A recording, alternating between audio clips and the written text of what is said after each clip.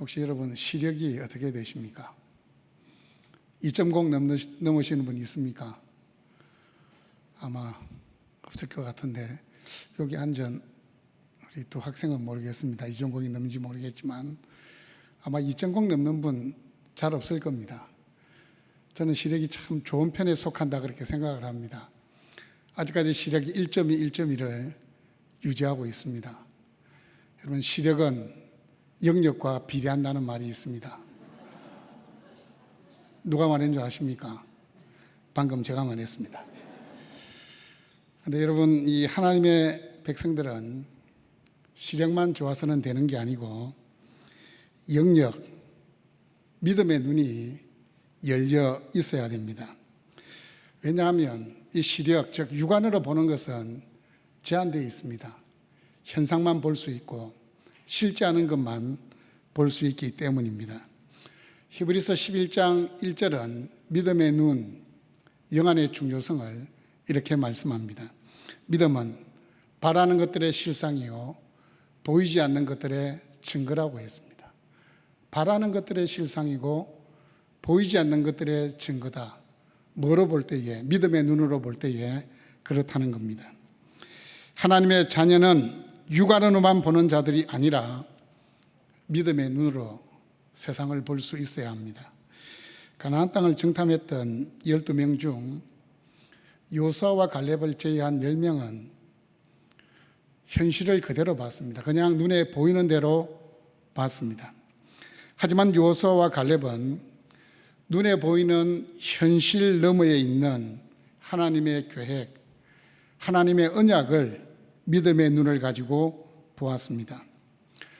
이 하박국 1장에 나오는 이 하박국 선지자의 모습은 눈에 보이는 것만을 보는 그런 하박국 선지자의 모습입니다.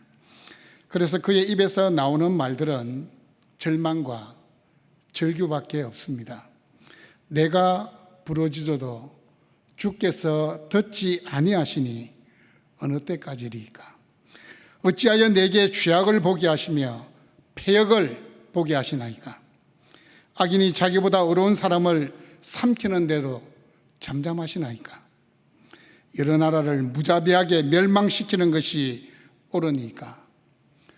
하박국 선지자에게 있어서 적어도 1장에서 하박국 선지자가 생각하는 하나님은 침묵하시는 하나님이셨습니다. 그의 눈에 비친 하나님은 악이 성행하고 율법이 해이해지고 정의가 전혀 시행되지 못하는데도 잠잠고 계시는 분이셨습니다. 할례 없는 이방민족 바벨론이 득세하여 선택받은 이스라엘 백성들을 침략함에도 불구하고 하나님은 아무런 영향력도 행사하실 수 없는 무능한 분이셨습니다. 하지만 2장에서 하박국 선지자는 현실을 초월하여 역사하시는 위대하신 하나님을 바라볼 수 있게 하는 이 믿음의 눈이 드디어 열리게 됩니다. 그리고 3장에서는 이 선지자는 드디어 침묵하시는 하나님이 아니라 원대한 계획을 가지시고 그 계획을 치밀하게 시행해 가시는, 섭리하시는 하나님에 대하여 신앙을 고백합니다. 어쩌면 이 3장의 말씀은 그 하나님에 대한 이 하박국 선지자의 신앙 고백이 1절부터 쭉 기록되어 있다고 볼 수 있습니다.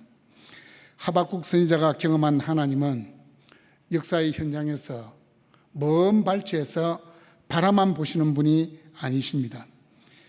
직접 역사의 현장으로 오셔서 자신의 백성들을 위해서 일하시는 분이십니다.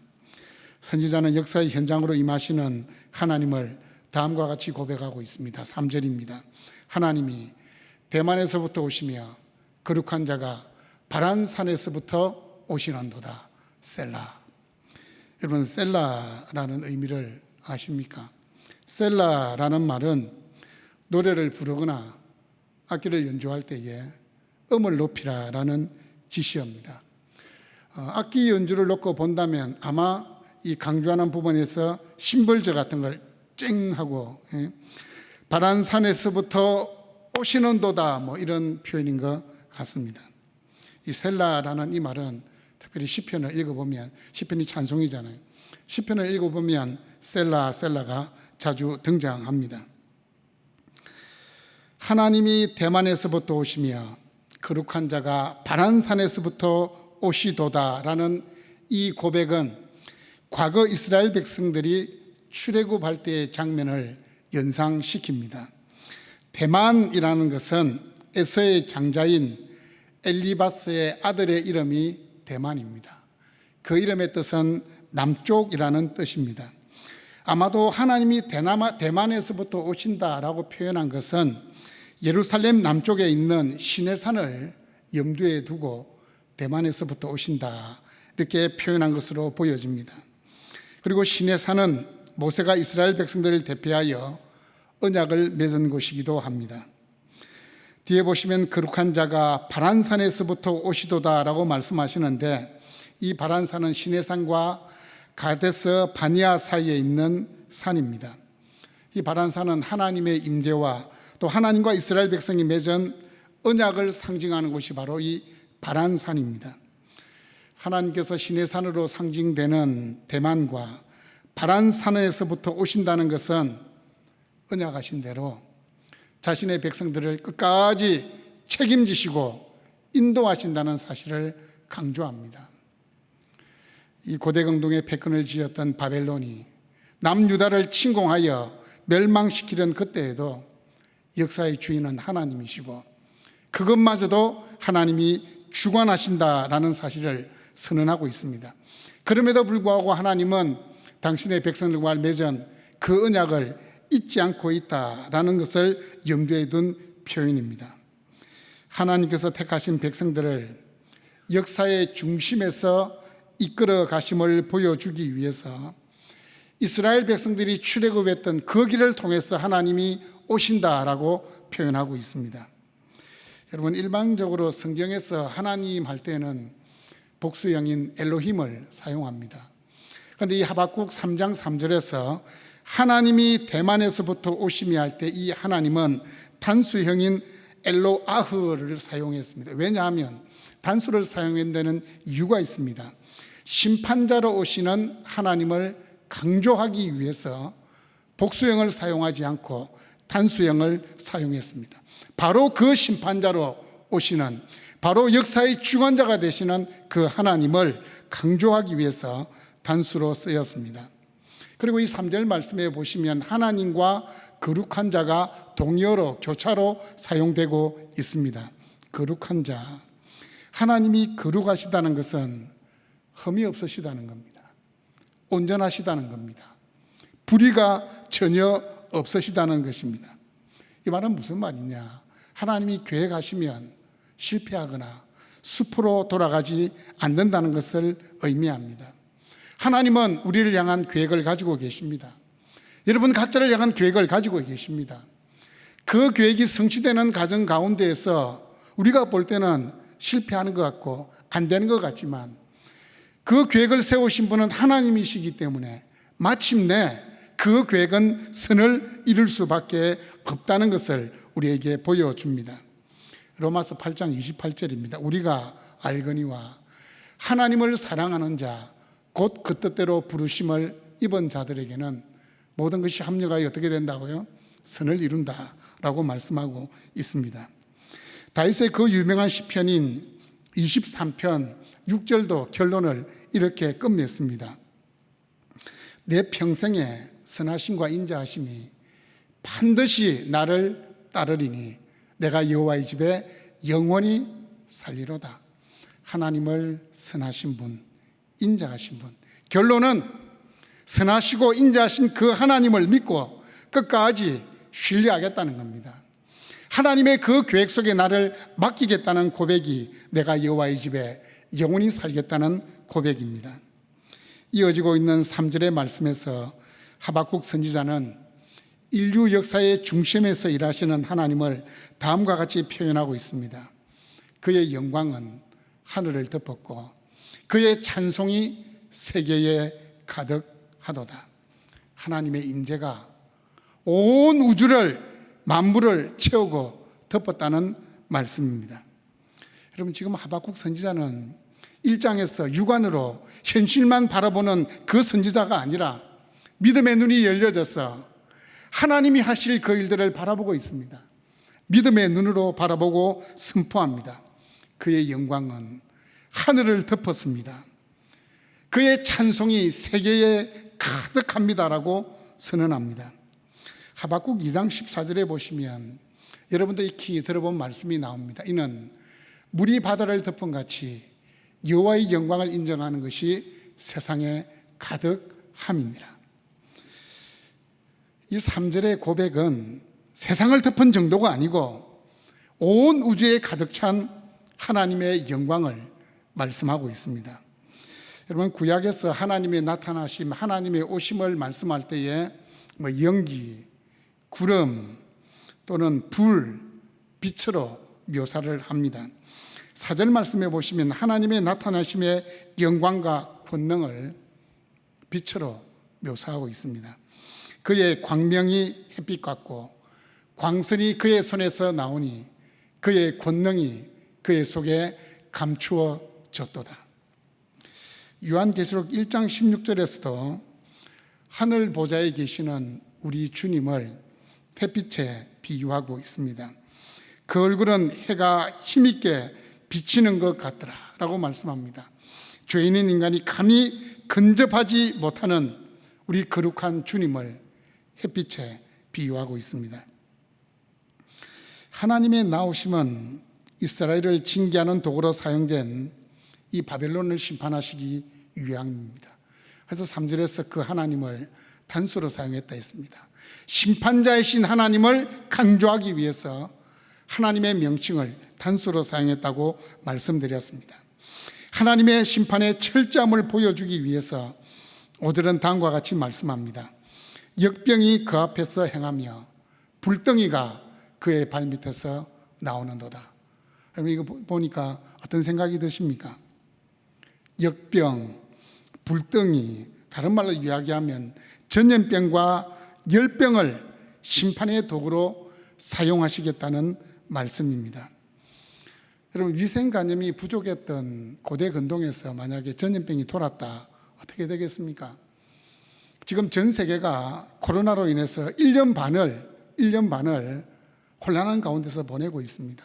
의술이 발달하고 또 위생관념이 있기 때문에 이 정도입니다. 여러분, 14세기에 유럽에서 패스트, 흑사병이 돌았습니다. 유럽 인구의 3분의 1이 그 패스트로 죽었습니다. 인구 7천만이었는데 유럽 인구가 2,500만 명이 그 전염병으로 죽었습니다. 하나님의 심판이 전염병으로 돌아 수많은 사람을 쓰러뜨리듯이 이 하나님의 심판의 칼날을 바벨론도 절대로 피해가지 못한다는 사실을 강조하기 위해서 전염병과 열병으로 심판하시는 하나님을 말씀합니다. 여러분, 1장에서 만나게 되는 하박국 선지자의 모습하고 오늘 우리가 살피고 있는 이 3장에서 대하고 있는 이 하박국 선지자는 전혀 다른 사람처럼 보입니다. 여러분, 이처럼 하박국 선지자에게 변화가 일어난 것, 그가 처해 있던 외적인 환경이 바뀌어 있을까요? 1장의 배경과 3장의 배경이 다를까요? 환경이 바뀌었을까요? 천만입니다. 환경은 바뀌지 않았습니다. 똑같은 환경입니다. 똑같은 사회의 풍토입니다. 다만 세상을 바라보는 하박국의 시선이 바뀌었습니다. 육안으로 바라보는 것이 아니고 믿음의 눈으로 바라봤기 때문입니다. 믿음의 눈으로 바라보니 하나님의 위대하심을 발견하게 된 것입니다. 인류 역사의 거대한 물줄기를 이끌어 가시는 그 하나님을 단편적으로만 봤는데 입체적으로 믿음의 눈이 보게 했기 때문입니다.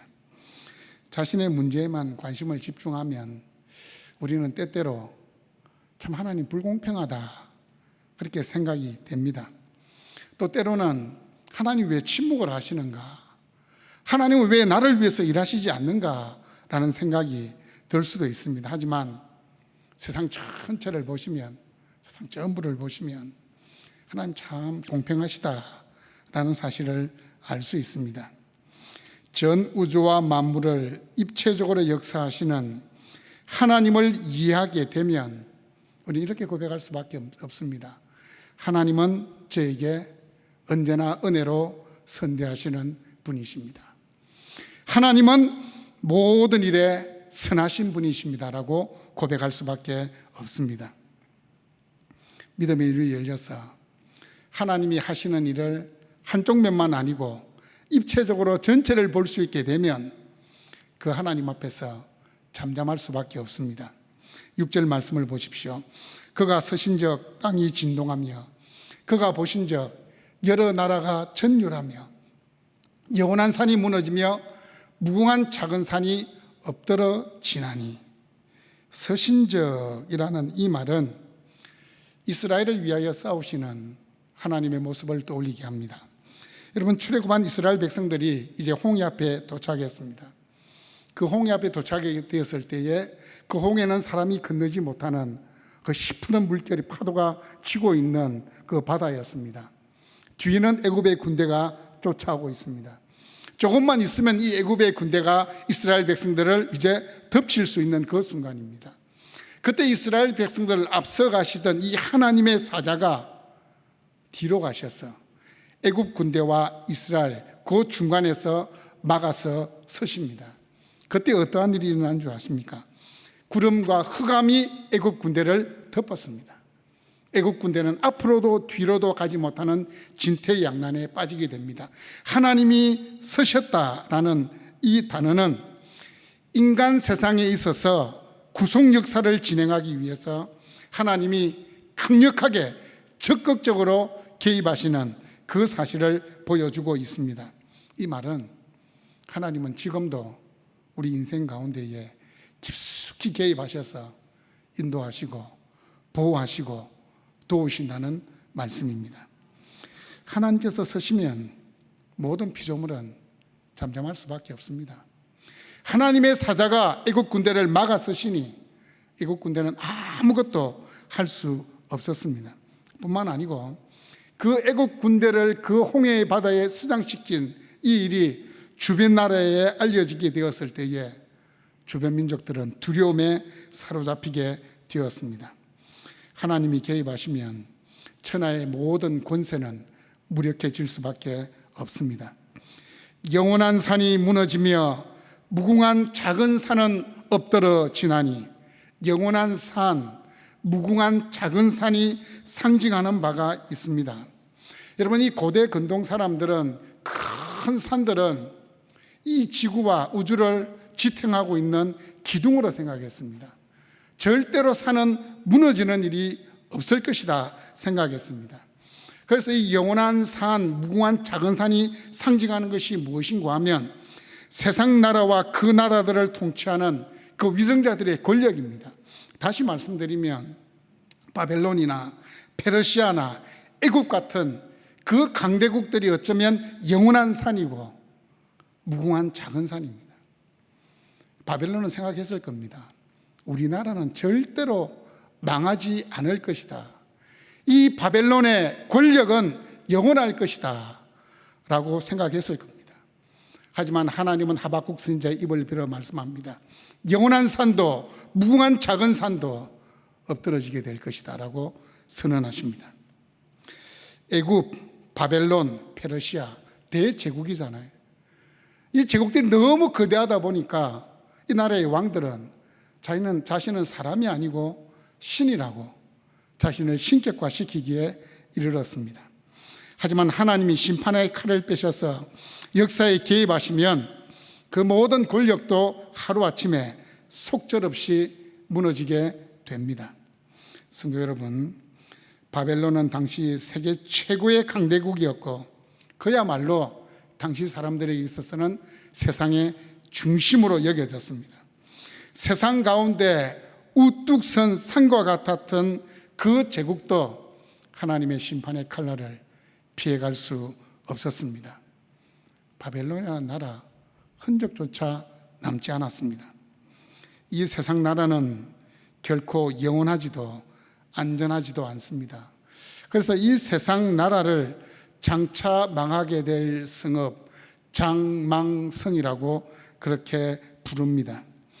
장차 망하게 될 이 세상이 전부라 생각하고 이 세상에 있는 것들에 목을 메고 소망을 두는 자들을 하나님은 어리석다 그렇게 말씀하십니다. 우리의 소망은 오직 위에 있는 나라, 영원한 나라, 하늘나라가 되어야 될 줄로 믿습니다. 그 나라는 좀이나 동록이 해하지 않는 나라입니다. 그 나라는 영원히 쇠하지 않는 나라입니다. 바로 그 나라에 여러분의 소망을 둘 수 있기를 바랍니다. 7절에서 드디어 선지자가 자신의 눈으로 하나님의 엄유하신 심판 앞에 세상의 나라와 권세들이 망하게 될 것을 바라봅니다. 이 앞절에서는 영원한 산, 이 무궁한 작은 산들이 엎드러지게 될 것이다. 하지만 은유적으로 표현을 했다면 이 7절 말씀에서는 직접적으로 구산의 장막이 환란을 당하고 미디안의 땅의 휘장이 흔들리는 도다라고 말씀합니다. 구산, 미디안 두 나라를 집어서 이야기합니다. 구산은 사사기 3장 8절에서 10절에 언급된 구산 리사다임과 동일한 지명입니다. 그리고 미디안은 아브라함의 우체였던 그두라의 소생이 이룬 민족입니다. 이 미디안이라는 이 민족은 이스라엘 백성들이 출애굽해서 광야 생활하는 중에 이스라엘 가운데 우상 숭배와 행음을 조장했던, 그래서 종교적으로 성적으로 이스라엘 백성들이 타락하게 만들었던 민족이 미디안입니다. 뿐만 아니라 구산 리사다임과 미디안은 이스라엘 백성들이 가나안에 정착할 때에 가장 극심하게 괴롭힌 대표적인 나라들이 구산 리사다임과 미디안입니다. 구산 리사다임은 사사 온니엘에게 패배를 당합니다. 그리고 미디안은 사사 기드온에 의해서 패배를 당했습니다. 하나님은 과거의 역사를 상기시키면서 직접적으로 말씀하십니다. 내가 이스라엘에게 다시 한번 회복의 은혜를 주시겠다는 겁니다. 눈에 비친 현실이 다가 아니라는 겁니다. 이 현실을 넘어 하나님은 원대한 계획을 가지고 계신다라는 사실을 말씀합니다. 구산 리사다임도 미디안도 바벨론도 패망하지만 이스라엘의 남은 자, 하나님을 경외하는 자들은 결코 망하지 아니할 것이다 라는 메시지를 던지고 있습니다. 여러분, 세상은 불안정하고 불완전합니다. 우리가 붙들어야 할 것, 우리를 지탱해 줄 것은 아무것도 없는 것처럼 느껴집니다. 사실 이 세상에는 우리가 영원히 의지할 수 있고 우리의 삶을 무궁하게 지탱해 줄 만한 것 없습니다. 여러분, 그렇다고 절망하거나 낙심하지 마십시오. 인생을 비관하지 마십시오. 이 세상을 창조하시고 주관하시는 하나님이 우리의 의지가 되어주시겠다고 약속했습니다. 그 전능한 오른팔로 우리를 붙들어 주시겠다고 약속하셨습니다. 그렇게 그를 의지하는 자는 심판의 날 땅이 요동하고 산이 무너져도 결코 소멸되지 않고 안전하게 보호받게 될 것입니다. 하나님은 역사의 모순 앞에서 울부짖고 절규하는 한 선지자의 처절한 몸부림을 외면하지 않으셨습니다. 하나님은 그로 하여금 믿음의 눈을 열어서 세상의 역사를 보게 하셨습니다. 하나님은 죄악의 파도를 넘어 믿음으로 살려고 발부둥치는 여러분을 결코 외면하지 않습니다. 세월의 흐름 속에서 우리의 시력은 계속해서 흐릿해질 수 있습니다. 하지만 믿음으로 살려고 발버둥치게 되면 시력과 관계없는 믿음의 눈, 영안은 더 밝아지게 됩니다. 오히려 우리의 믿음의 눈이 더 밝아지도록 하나님은 역사하십니다. 그래서 하나님이 하시는 그 일을 단편적으로 보는 것이 아니라 입체적으로 보게 하여 주셔서 하나님은 선하신 분이십니다 라는 고백을 하게 하십니다. 여러분, 그 믿음의 눈으로 바라보십시오. 역사의 주인 되신 하나님이 가지고 계신 그 선하신 계획을 깨닫게 될 것입니다. 뿐만 아니라 그 계획을 이루시기 위해서 지금도 일하고 계시는 하나님의 열심을 발견하게 될 것입니다. 이 하나님의 열심을 발견하게 되었을 때에 여러분과 저의 고백이 바로 이 고백이 되었으면 좋겠습니다. 하박국 3장 17절, 18절 말씀을 다 함께 한번 고백해 보도록 하겠습니다. 비록 무화과 나무가 무성하지 못하며 포도나무에 열매가 없으며 감람나무에 소출이 없으며 밭에 먹을 것이 없으며 우리의 양이 없으며 외양간에 소가 없을지라도 나는 여호와로 말미암아 즐거워하며 나의 구원의 하나님으로 말미암아 기뻐하리로다. 바로 이 고백이 하나님은 선하십니다라고 믿음의 눈으로 바라보고 고백하는 여러분의 평생의 고백이 될 수 있기를 주님의 이름으로 축복합니다.